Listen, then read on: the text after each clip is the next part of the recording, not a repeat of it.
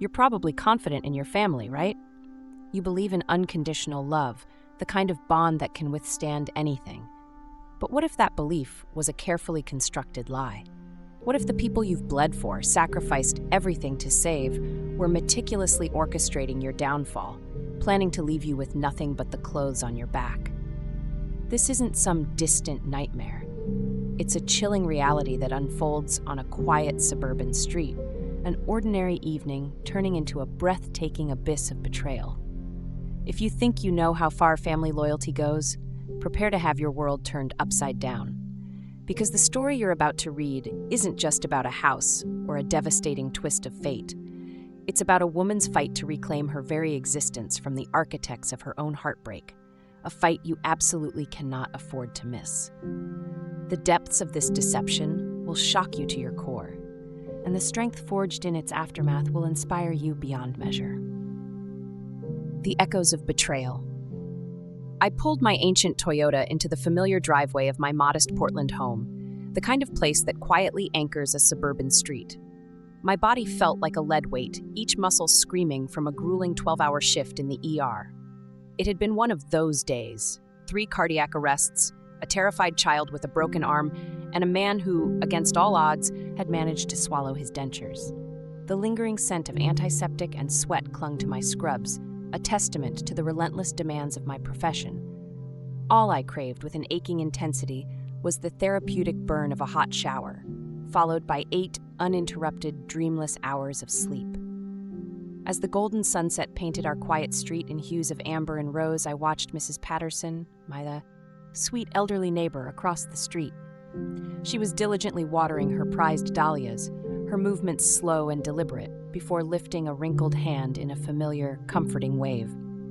I managed a tired smile in return, raising my own hand, but a tiny, insistent whisper of unease began to prick at the back of my mind as I stared at my own house. Something was off. The living room curtains. They were gone. Not just pulled back, but entirely missing from the windows, leaving stark, empty panes. Strange, I thought, shrugging off the growing chill that had nothing to do with the evening air. Mom probably washed them again. Her cleaning frenzies, I knew, always seemed to intensify whenever Dad dabbled in another one of his ill-fated investment schemes. Dismissing the fleeting worry, I hauled my weary body out of the car, swung my heavy backpack over my shoulder, and began the familiar trudge up the walkway. The stone gnome, a quirky garage sale find Dad had purchased 5 years prior, still grinned his chipped, silent smile by the steps, a small, unchanging sentinel. I fumbled for my keys, unlocked the door, and stepped inside, ready to finally shed the day's burdens. But the hollow echo of my own footsteps stopped me cold, freezing me in the entryway. "Mom?" My voice, small and uncertain, bounced off bare walls, amplified by an unfamiliar emptiness. "Dad?" Nothing. Just the profound, unsettling silence. The living room, usually the vibrant heart of our home, stood utterly vacant. There was no comfortable sofa where Dad habitually watched football every Sunday, no coffee table adorned with Mom's cherished collection of ceramic birds. The staircase wall, once a gallery of our family photos, now stretched barren and stark. Not even the hideous brown recliner my brother Brandon had inexplicably insisted on keeping even after he moved out years ago remained. Just nothing. A sudden, violent hammering started in my chest, my heart threatening to burst through my ribs as I moved instinctively through the house, a growing dread tightening its grip. The kitchen was empty, the dining room was empty. My frantic climb upstairs revealed the same devastating truth: every single bedroom stripped bare. My childhood bedroom, where the faded pencil marks on the doorframe still silently charted my growth from a small girl to a young woman, was completely gutted. The bathroom cabinet, my secret stash for emergency tampons and Advil, had been meticulously cleaned out. They hadn't just moved a few things, they had taken everything. Every stick of furniture, every pot and pan, every single family photo, even the shower curtain. The realization hit me like a physical blow, stealing the air from my lungs. Stumbling back to the entryway, my eyes wide and disbelieving caught on a single, stark detail. In the very center of the gleaming hardwood floor, bathed in a solitary shaft of the setting sunlight, lay a pristine white envelope. My fingers, trembling violently, fumbled with the seal. Inside a single sheet of paper, Mom's familiar handwriting, slanted and hurried, mocked me with its brutal simplicity. "Thanks for fixing our credit, loser. We're moving to Texas with Brandon. Don't call." My legs gave out beneath me, sending me collapsing to the cold hardwood, the unforgiving floor pressing painfully against my knees. A wave of nauseating dread rolled through me, threatening to overwhelm as the horrifying truth finally, irrevocably, sank in. They hadn't just left, they had abandoned me. And cruelly, they had robbed me. My phone, a sudden, jarring vibration in my pocket, shattered the silence. An automated message from a realtor. "Congratulations on the successful listing of your property at 4217 Oakwood Lane. We anticipate closing within 30 days. The room spun around me, the words echoing in my mind like a death knell. They were selling my house. My house. 7 short months ago, I'd been sleeping in my car after Brian, my partner of 3 years, had unceremoniously kicked me out, leaving me with nowhere to go. I had been diligently saving every single penny, determined to secure a new apartment, to painstakingly rebuild a semblance of my shattered life.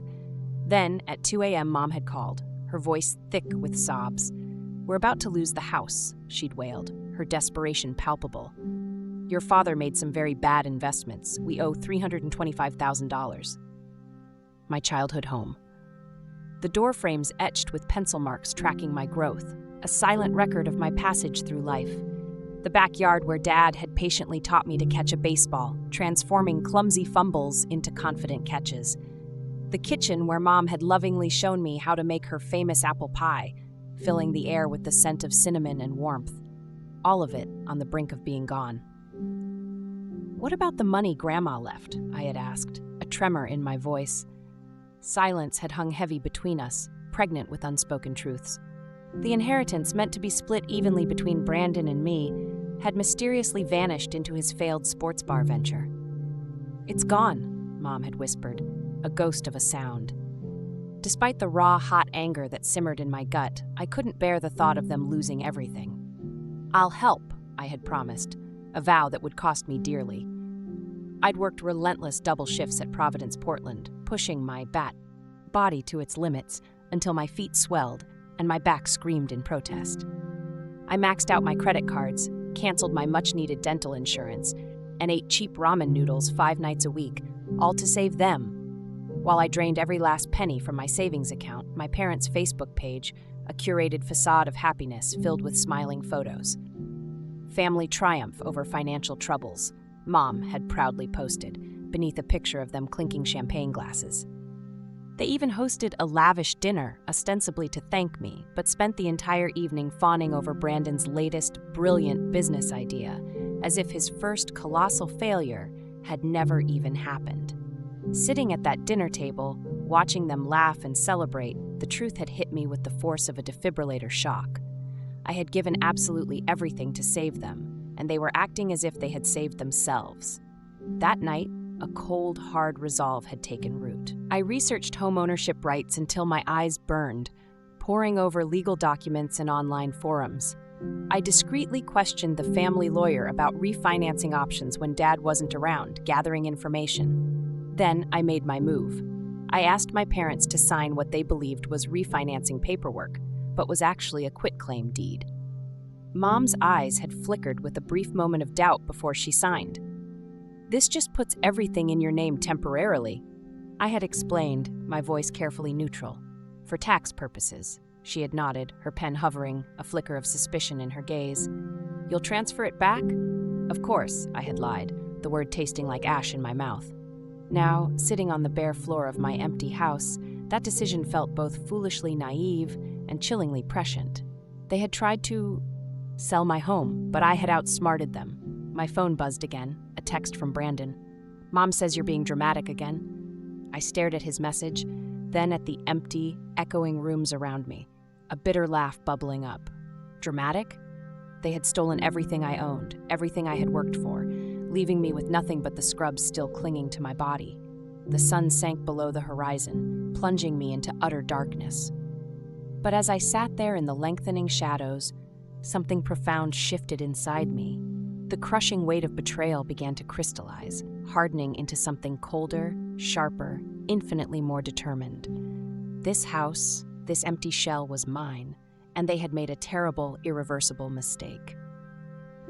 The timeline of deception. The next morning, a faint, pale light filtered through the bare windows, illuminating the dust motes dancing in the air as I sat cross-legged on the hardwood floor, surrounded by a scatter of papers.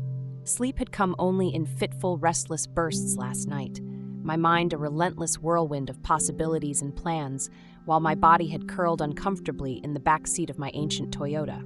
The house, in its profound emptiness, had felt too hollow, too alien to stay in. But I was back now, driven by an unshakable resolve to understand the full scope of what had happened, to piece together the shattered fragments of my life. I thumbed through the mail I'd collected from the kitchen counter. Mundane bills addressed to my parents, various circulars, and then a thick, ominous envelope from Bayview Realty. My father, in his hasty and unceremonious departure, must have overlooked it. My fingers, still trembling with a mixture of anger and anxiety, tore it open. Final contract and closing instructions. The cover letter boldly declared. My stomach plummeted, a sickening lurch, as I scanned the dates. The contract had been signed 3 weeks ago. 3 weeks ago, while I was working exhausting night shifts, while I was dutifully bringing them groceries on my precious days off, while they smiled at me and confidently assured me that things were finally looking up. My phone buzzed again, a jarring Facebook notification. My mother had just posted a photo of herself, my father, and Brandon, standing in front of a modest ranch house, their arms linked, all smiling broadly, their faces radiating an almost defiant joy. "New beginnings in the Lone Star State, finally free," read the caption, followed by a triumphant string of Texas flag emojis. The timestamp showed it had been posted just 4 hours ago. My throat tightened painfully as I swiped to the next photo. Brandon, holding a set of keys, grinning like he had won the lottery. The comments section beneath overflowed with congratulations from relatives and family friends, people completely oblivious to the cruel, calculating betrayal that lay beneath the surface. The sale contract clutched in my hands told the full, ugly story. Listing price, $450,000.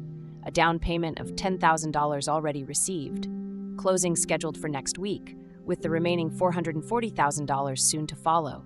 Nearly double what I had paid, sacrificed, and bled for to save this house, money they planned to pocket, leaving me with absolutely nothing. "You absolute vultures?" I whispered, the words barely audible, my voice echoing, small and broken, in the empty room. I spread the damning papers across the floor, meticulously arranging them, creating a chilling timeline of their intricate deception.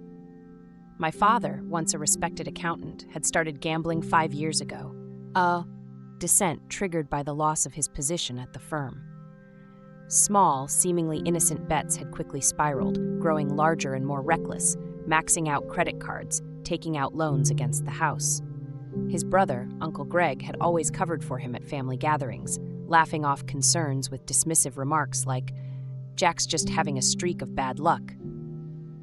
My mother, ever consumed with maintaining the illusion of the perfect family image, had redecorated the living room 3 times in the past year alone, even as their lives spiraled further and further into financial ruin. Her social media continued to be a carefully curated gallery of fabricated family happiness, each post more disingenuous than the last. And Brandon. My stomach churned with a mixture of resentment and disbelief when I thought of my younger brother, the perpetual golden child who, in my parents' eyes, could do no wrong. His failed sports bar venture had swallowed my grandmother's inheritance whole, yet somehow, miraculously, he had remained utterly blameless. "He's just finding his path," my mother would endlessly repeat, while I worked exhausting 60-hour weeks at the hospital, trying to keep their crumbling world from falling apart. My phone buzzed again, dragging me from my dark reverie. A text from Mara, Brandon's girlfriend of 2 years. "Is it true you're homeless now? Brandon says you're being dramatic about the move." Before I could even formulate a response, another text arrived, this one from Jennifer, my colleague from the ER. "Heard about what happened. Spare room is yours if you need it, no rush to leave either." The unexpected kindness caught me completely off guard, bringing a sudden, burning rush of tears to my eyes. A soft knock at the front door startled me, pulling me back to the stark reality of my situation. Mrs. Patterson stood on the porch, her silver hair catching the morning light, her face etched with concern. She held a small, unassuming box in her weathered hands. "I saw them loading the truck at midnight," she said, her voice quiet, laced with an unmistakable disapproval. "They told everyone you approved the sale that you were joining them in Texas next month." She handed me the box, her gaze steady and knowing. "I've lived next door for 30 years, Hallie. I know when something isn't right." Inside the box, I found a trove of family photos, rescued by Mrs. Patterson when she'd spotted Brandon thoughtlessly tossing them into a donation bin. "The realtor called me this morning," she continued, her voice firm. "Asked about the family situation. I told her she should speak with you directly." As if summoned by her words, my phone rang, an unknown number flashing on the screen. It was the realtor's assistant calling to verify details about the pending sale. "There seems to be a discrepancy with the title," she explained, her voice professionally neutral. "The property was transferred solely to Hallie Cruz 7 months ago. The current sellers aren't listed on the deed." A sudden, immense weight lifted from my chest, a gasp of pure relief escaping my lips as I thanked her and ended the call. The quitclaim deed had worked. The house was legally, unequivocally, mine. But my momentary relief was swiftly shattered when my phone buzzed again, a voicemail notification appearing on the screen. My father's voice, slurred with undisguised anger, filled the empty room. "You'd better not mess this up for us. We need that money. You owe us after everything we've done for you." I deleted the message, my hands steady now, a cold clarity settling over me. The stakes had never been clearer, never more terrifyingly real. My credit cards were maxed out from saving this house. I had nowhere else to go. If they contested the quitclaim deed, I could lose everything. And without stable housing, my position at the hospital, my entire career could be jeopardized. Attendance and a professional appearance mattered immensely in healthcare. The realtor called back an hour later, her tone significantly cooler, less sympathetic than her assistant's. "Miss Cruz, we've completed the title search. The sale cannot proceed without your authorization as the legal owner. We've frozen the transaction pending clarification." "Thank you," I replied, surprised by the calm, steady strength in my own voice. That evening, Jennifer arrived, a beacon of unwavering support. She carried an air mattress, a bag of comforting takeout, and gave me a fierce, understanding hug. "Just until you get back on your feet," she said, her presence a warm balm as she helped me inflate the mattress in what used to be my bedroom. As night fell, I lay awake, staring at the ceiling, the old house creaking and settling around me. These were familiar sounds from my childhood, yet now they felt profoundly different. This emptiness, this raw, crushing betrayal, it should have broken me entirely. Instead, I felt something hardening deep inside. Like concrete slowly setting, immutable and strong. They had wanted to sell my home and disappear with the money, but I had outsmarted them. Tomorrow, I would start rebuilding, not just furniture and fixtures, but the crucial boundaries that should have been firmly in place years ago. I closed my eyes, a surprising sense of peace settling over me in my empty house. It was mine now, truly mine, and they had made a terrible mistake, reclaiming what was lost. A week later, my phone chimed for what felt like the 8th time that day. Brandon, again. I considered silencing it, tossing it aside, but something compelled me to look. "Mom's having anxiety attacks because of you. Fix this." I sighed, tossing my phone onto the air mattress that had been my bed for the past 7 nights. Just 3 days ago, it had been, "Dad's blood pressure is through the roof." Yesterday, "You're tearing this family apart." The steady, relentless drip of manufactured guilt had become nothing more than irritating white noise. The doorbell rang, a persistent, demanding chime. Through the peephole, I spotted Uncle Greg's balding head and a smile that seemed stretched and forced. His polished Cadillac idled in my driveway, the engine still running, as if he expected this intervention to be a quick, easy victory. "Hallie, honey," he called through the door, his voice oozing false concern. "Just want to talk some sense into you." I didn't answer. After 10 minutes of increasingly agitated knocking and calls, he finally gave up, leaving a business card wedged in the doorframe, a short, accusatory note scribbled on the back. "Your parents raised you better than this." Later, scrolling through Facebook, a familiar clench tightened in my stomach. Mom's latest post had already garnered 57 comments. Praying for parents dealing with ungrateful children. Mental health issues can tear families apart. Please respect our privacy during this difficult time. The comments ranged from overly sympathetic platitudes, "Stay strong, Diane," from her book club friends, to genuinely suspicious questions, "What happened with Hallie?" from people who actually knew me, truly knew the family dynamics. My finger hovered over the reply button, a sharp retort already forming, but I closed the app instead. They had controlled the narrative my entire life, painted me in whatever light suited their convenience. Not anymore.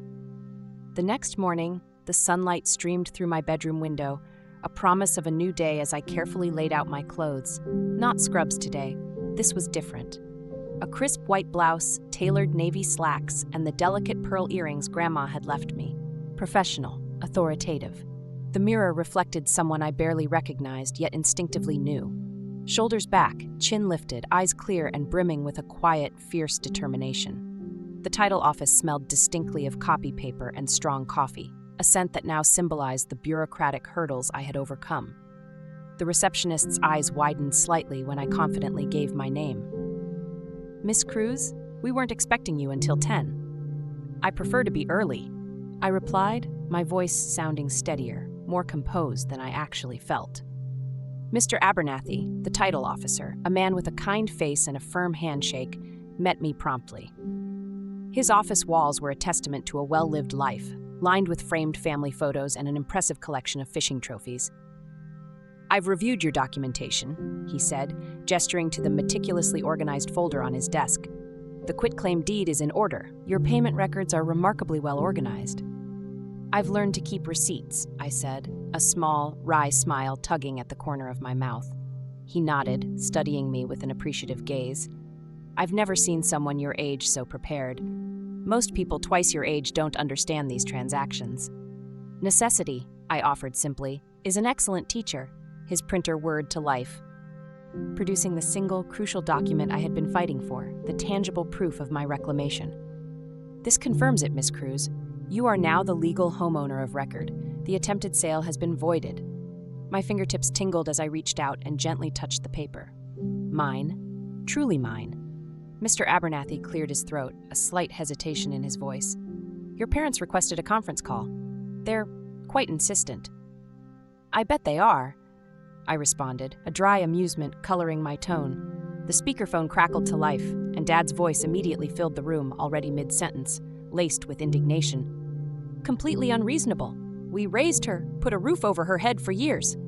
"Mr. Cruz," Mr. Abernathy interjected smoothly, cutting him off. "I have your daughter here with me. We're on speaker." A moment of stunned silence, thick with shock, followed. Then Mom's voice, trembling with a practiced, feigned vulnerability, floated through the phone.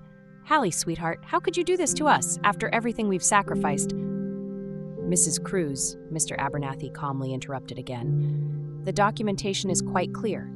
Your daughter paid $325,000 to prevent foreclosure on the property. You and your husband then signed a quitclaim deed transferring full ownership." "She tricked us." Dad's voice rose, edged with desperation. "She said it was refinancing paperwork." "The deed is clearly titled, sir," Mr. Abernathy stated, his voice unwavering, "and it bears your notarized signatures." "This is absurd, we'll sue," Dad blustered. "On what grounds, Dad?" My voice, to my own surprise, was calm, almost gentle, devoid of the emotion that raged within me. "The house is mine, the sale is void, and you left me with nothing but walls." Mom began to cry, the familiar, manipulative soundtrack of my childhood whenever she didn't get her way. But Mr. Abernathy simply slid a box of tissues across the desk towards me, completely unmoved by the sounds coming through the speaker. "This conversation is over," I said, reaching out and pressing the end call button, severing the connection, cutting them off. Walking through the hospital corridor that evening, Jennifer fell into step beside me, a supportive presence. "The cavalry's arriving at 6, she said, a cheerful glint in her eyes. "Mike from radiology has a truck. Emma's bringing her old couch. I've got kitchen supplies." My throat tightened, a sudden unexpected wave of emotion washing over me. "You don't have to." "Try stopping us," she said, bumping my shoulder with hers, a knowing smile on her face. By sunset, my living room, once a void, now held furniture. Not perfectly matching pieces from a showroom, but a heartwarming hodgepodge of donations. A comfortable forest green couch, a scratched but sturdy coffee table, mismatched dining chairs. More than I had yesterday, and each piece imbued with the kindness of friends. Mrs. Patterson appeared at my door shortly after, a cardboard box cradled in her arms. "I borrowed these for safekeeping," she explained, carefully revealing framed family photos that had been destined for the trash. When I saw them loading everything up, I knew something wasn't right. Later, my phone rang with an unfamiliar number. Mara's voice came through, hushed and urgent. "I left Brandon," she said without preamble, her words tumbling out. "They planned this for months, Hallie. Brandon showed me text messages from last winter. I can't stay with him knowing what they did to you." I sank onto my new old couch, the weight of the day settling on me. "Arkalef, you okay? Shouldn't I be asking you that?" She laughed, a hollow, weary sound. "I'm staying with my sister. Listen, I saved some of those texts. I'll forward them to you."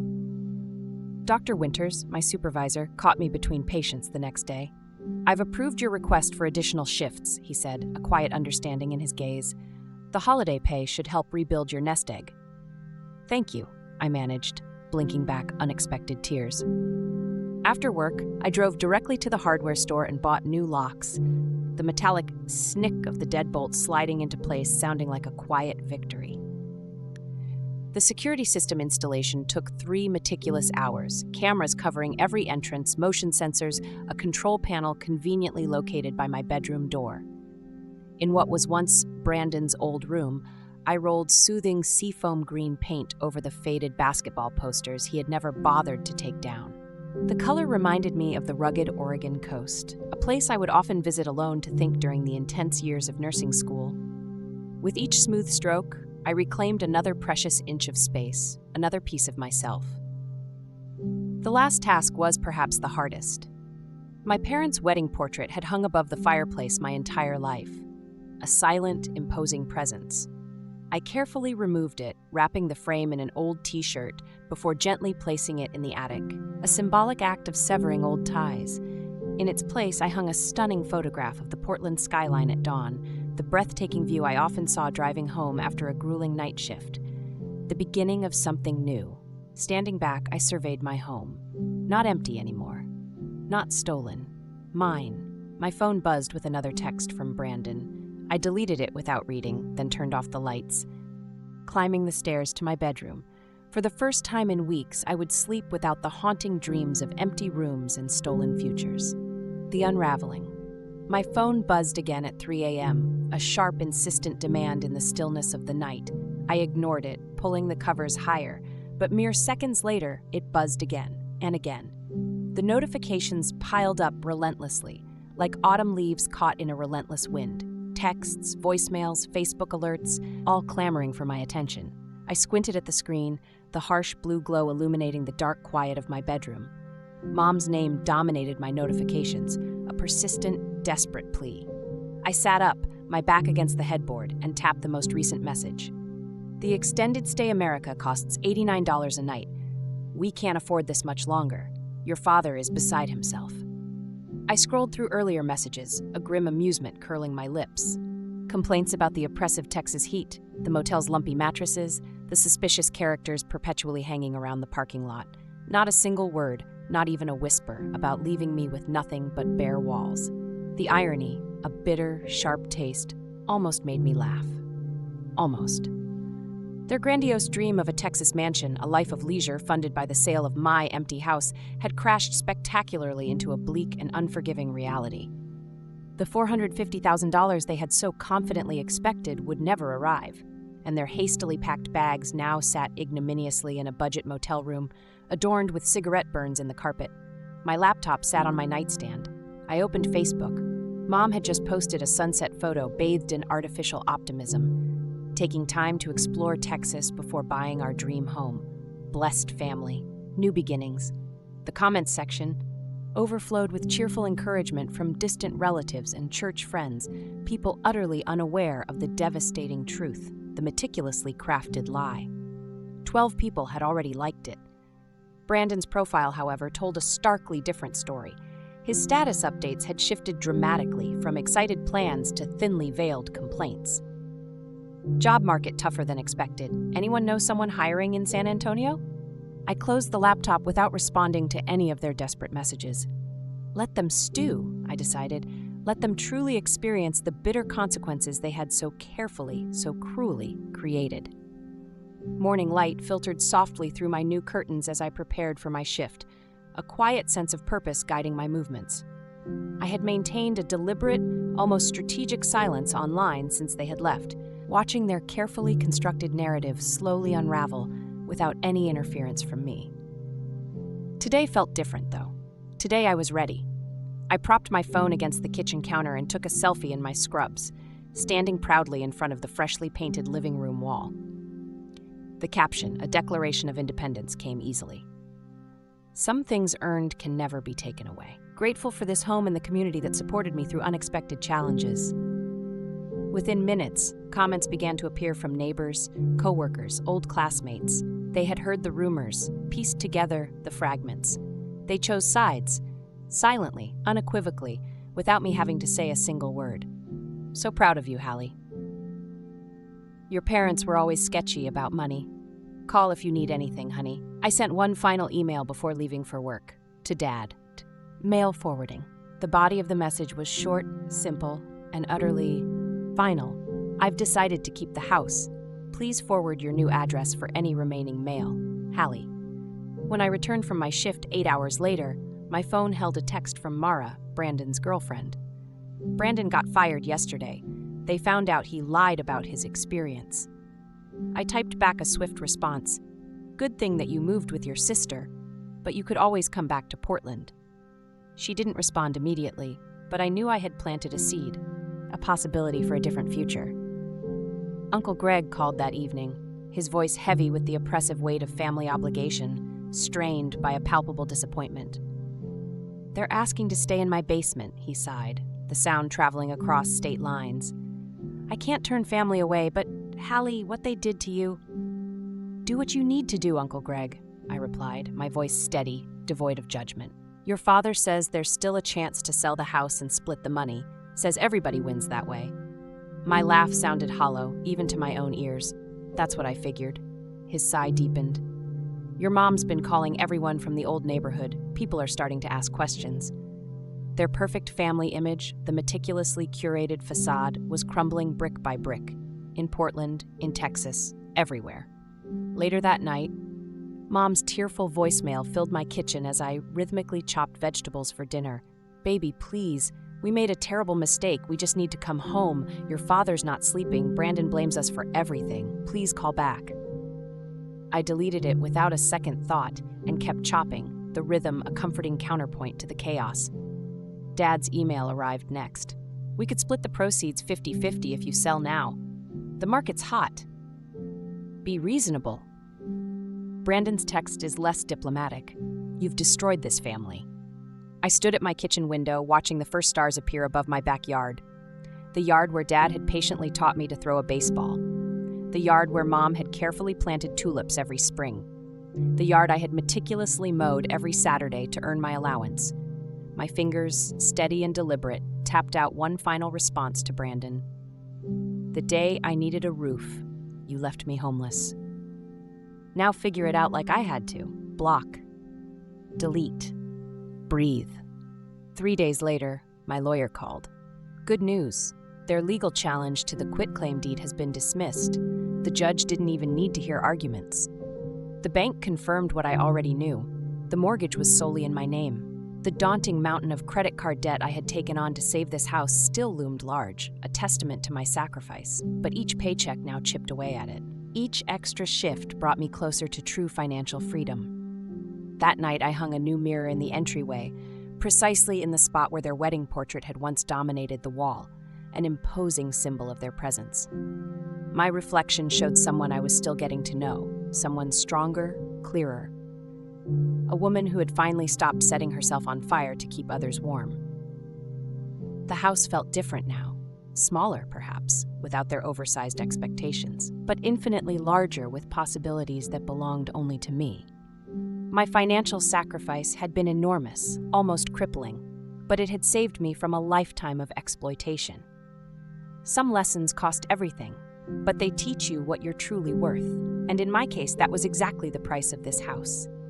The reckoning. A month later, the relentless rain pounded against my lake. Windows each drop a tiny, insistent fist demanding entry.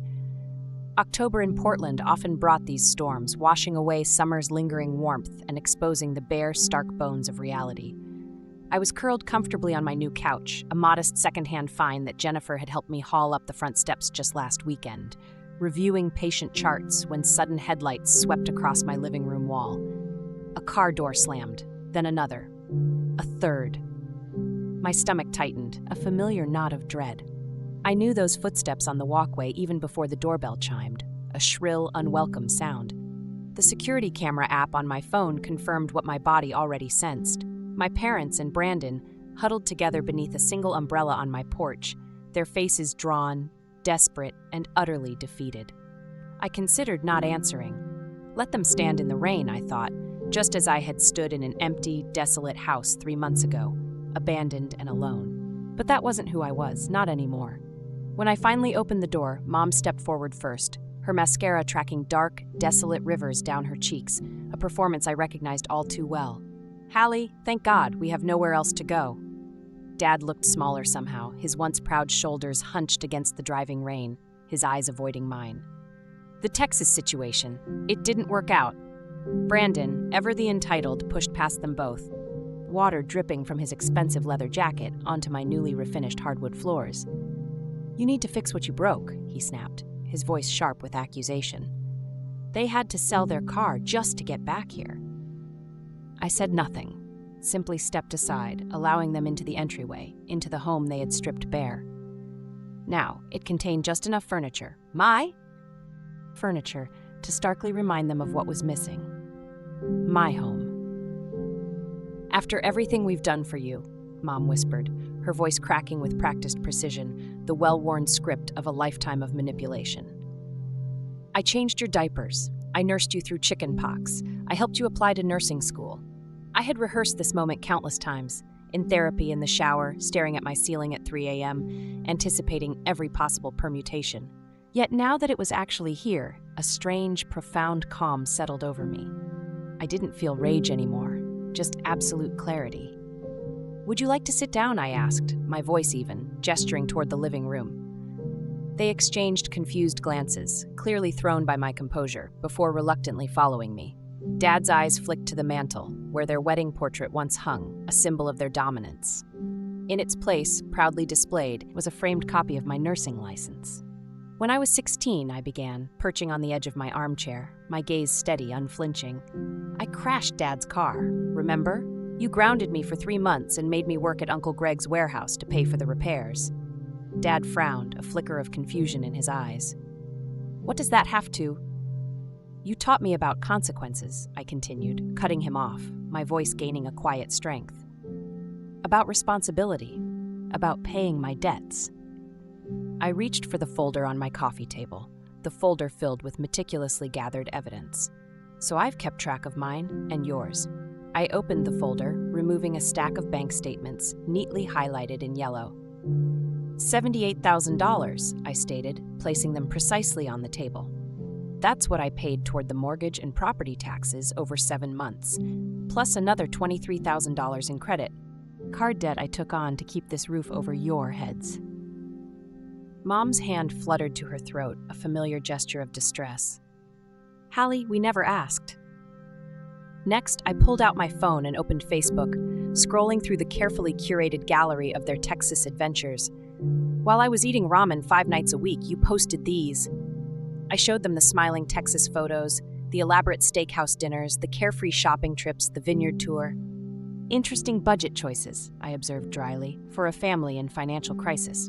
Brandon shifted uncomfortably, his eyes darting away. "Social media isn't real life." "No?" I extracted the handwritten note, now preserved in a protective sleeve professionally framed. "Is this real enough?" I read aloud, my voice unwavering, the words echoing in the quiet room. "Thanks for fixing our credit, loser. We're moving to Texas with Brandon. Don't call." Mom's handwriting, Dad's sentiment. Your collective goodbye gift. The silence in the room thickened, heavy and suffocating, until Dad finally cleared his throat. "We made a mistake. We're sorry." "Sorry you got caught," I corrected him, my voice sharper now. "Sorry your plan failed." I placed the final document on the table, a notarized statement from Mara. Brandon's ex-girlfriend, it turned out, had quite a story to tell. How you planned this for months. How you discussed selling my house while I worked double shifts to save it. Dad's facade finally cracked, his eyes darting to the exit like a cornered animal. "You had no right to turn Mara against us." "I didn't turn anyone against you," I stated, my resolve unwavering. "You did that yourselves." Mom's performance tears gave way to something raw, uglier, a truly genuine anger. "How could you do this to your own Mother?" Her voice rose, shrill and accusatory. "Where are we supposed to go?" "The same place I was supposed to go," I replied, the words coming easily now, flowing with a clarity born of pain and healing, "when you emptied my home and tried to sell it from under me." I stood, matching Brandon's height, meeting his furious gaze head-on. "You never saw me as family, just as a resource to use, a problem to solve your problems." Brandon lunged forward, his finger pointing directly at my face, trembling with rage. "You think you're so perfect? You stole our house!" "Your house?" I countered, my voice strong. "The house I saved with my money? The house you abandoned? That house?" His mouth opened, closed, then opened again, but no sound emerged. Through my front windows, I noticed Mrs. Patterson peeking out from behind her curtains, an interested spectator. 2 doors down, the Collins family has paused their evening dog walk, openly watching the drama unfold. My family's shame is now as public as their betrayal. "You can stay at the Motel 6 on Powell," I said quietly, my voice firm, final. "I've arranged for 3 nights, paid in advance. After that, you're on your own." 3 nights? Mom's voice cracked, a desperate plea. "What are we supposed to do after that?" I walked to the door and opened it. The rain had slowed to a gentle patter, a cleansing shower. "Figure it out," I told her, my voice devoid of emotion, like I had to. One by one, they filed past me. Dad paused at the threshold, his familiar cologne mixing with the scent of petrichor, the earthy smell of rain on dry ground. "We're still your parents, Hallie." "Biology doesn't make a family," I replied, meeting his gaze. "Actions do."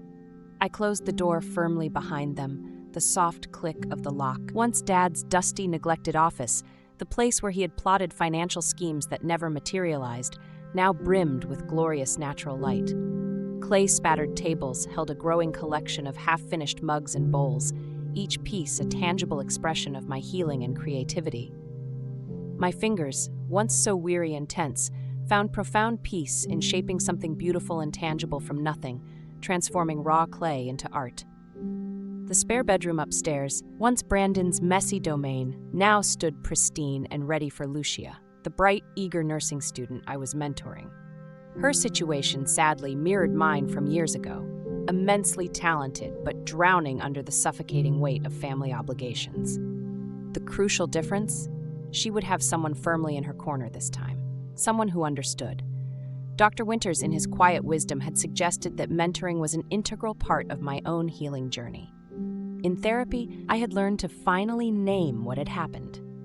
Financial abuse.